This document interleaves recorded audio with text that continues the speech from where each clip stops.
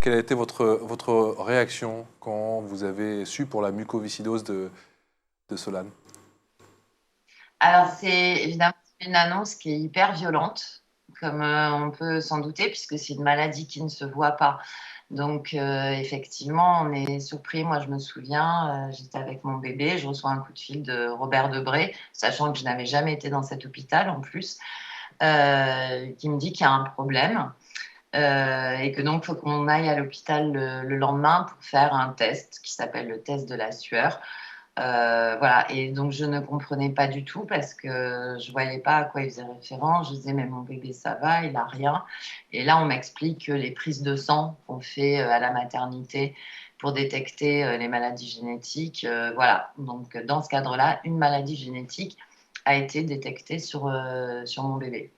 Et ce qui est, moi, m'avait beaucoup déstabilisée, c'est qu'au téléphone, on ne voulait pas me dire ce que c'était. On me disait, c'est une de ces maladies, mais on ne voulait pas me dire laquelle. Et j'ai vraiment discuté avec le médecin. Et je lui ai dit, écoutez, vous ne pouvez pas me laisser comme ça jusqu'à demain, il faut que je sache. Donc, elle a fini par me dire, alors qu'a priori, normalement, ça se fait pas. Et là, évidemment, il y a tout qui s'écroule. En plus, c'était juste pile un an après le décès de Grégory Le Marchal. Donc, effectivement, ça faisait beaucoup écho à ce moment-là, ce mot-là de mucoviscidose. Et voilà. Et donc, le lendemain, quand on y est allé, bon, évidemment, ça a confirmé, puisqu'il y a très peu de chances qu'il y ait des erreurs dans ce diagnostic. Et moi, ma réaction première, ça a été de m'effondrer pendant quelques jours, mais je savais que j'avais besoin de tout vider, mais qu'après, ça repartirait vraiment, quoi, pour pouvoir être combatif. Et avec son papa, c'est ce qu'on s'est dit. On s'est dit, bah voilà, la vie, elle est comme ça, donc maintenant, il va juste falloir qu'elle soit un peu plus belle. Et aujourd'hui, quelques Voilà. années plus tard, Sonia, Solane est bien parti pour être le futur gardien de l'équipe de France.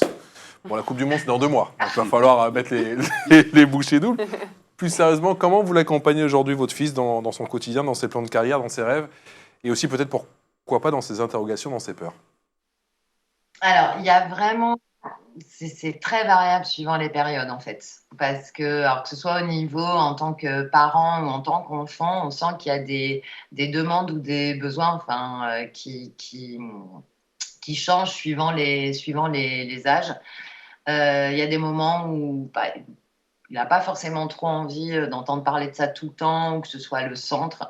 Donc, dans ce cas-là, il faut savoir prendre un peu de distance et le laisser un peu faire, le laisser un peu plus gérer ses rendez-vous, par exemple, en fonction de son planning, des choses comme ça. Parfois, il faut être un peu plus présent. C'est pas toujours évident d'être synchronisé justement sur les attentes. Donc, je pense qu'on fait pas toujours tout bien.